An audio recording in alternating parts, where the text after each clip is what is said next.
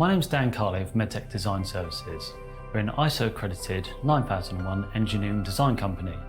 One of the services that you may not know that we offer is 3D printing, and to accompany the 3D printing we also offer model making. So for this particular project we were tasked by MHI Vestas to produce a 1/40th scale version of their V164 blade.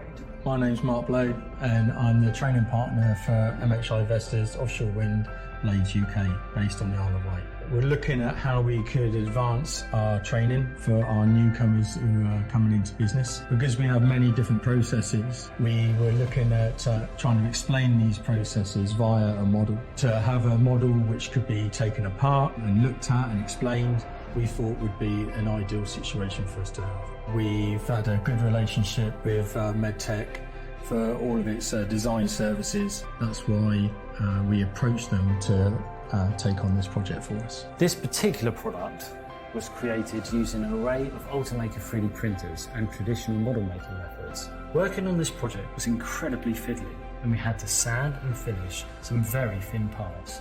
Certain parts of the model were extremely delicate, and many hours were spent getting a perfect fit between mating components, constantly working away and offering them up until we achieved our goals. We did encounter a few challenges during the project, but due to previous experiences they were soon resolved. Both MHI and MedTec agree that the use of 3D printing methods lends itself to the company's ethos on sustainability.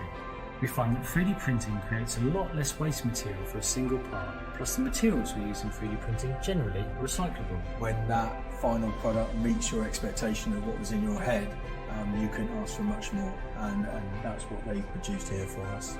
We're incredibly pleased with the finish of this product, and it's been great to showcase some of the work we do at MedTec Design Services with yourselves.